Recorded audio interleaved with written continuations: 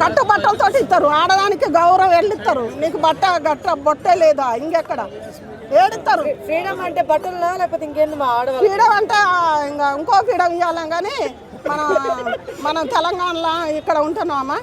Freedom అంటే మీరు చేసుకోండి, చేసుకోరు. మేము అడ్డు రాము, మాట్లాడము. మేము కొన్న గిలాంటి పోరగాళ్ళ కళ్ళు మూసుకొని ఉంటాము.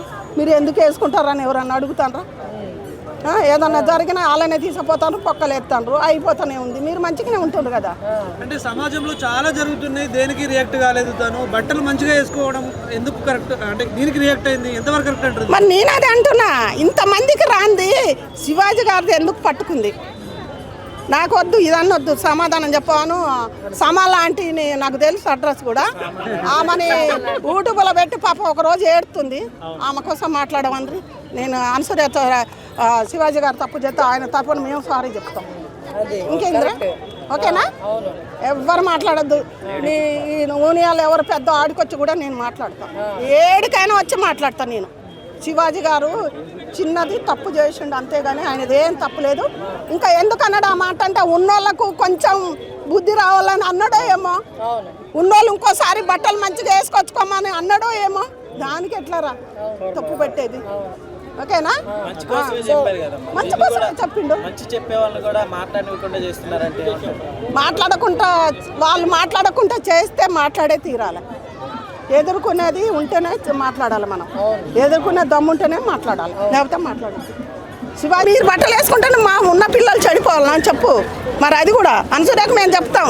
మోకం ఎదురుకు వచ్చి చెప్పమన్నా మేము చెప్తామండి. ఇది అనసూర్యకు మేము మాట్లాడే సూటి పాట. నేను ఇదే అనసూర్య ఇంటది నేను మాట్లాడుతుంటే ఆమె ఒకళ్ళు ఇంకోలాగన్నా కానీ ఎక్కడికైనా ఎదుర్కొంటాం మేము. ఎందుకంటే సారీ చెప్పినప్పుడు మీరు సినిమాలు దాన్ని చదువుకుంటూ పోవాలి.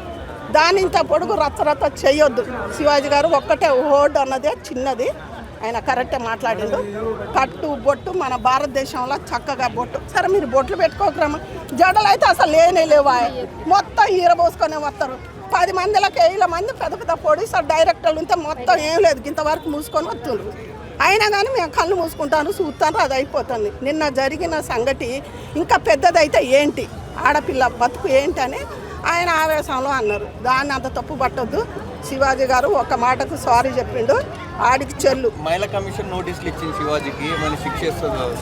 ఏం శిక్ష వస్తుంది? 100-200 మంది పోతాం. ఏం శిక్ష వస్తుంది?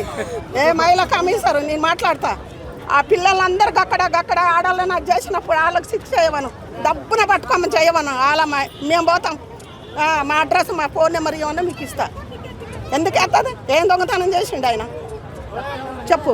సరే వేస్తుంది, కరెక్టేనా? ఆయన దేనికి వేస్తుంది, ఎందుకు వేస్తుంది? ఆమె అన్నందుక ఇంకా మరి చాలా మందిని మాట్లాడారు కదా, వాళ్ళ ఎవరికి వేయలేదు ఎందుకు? మరి ఆయనకి ఎందుకు వేయాలా?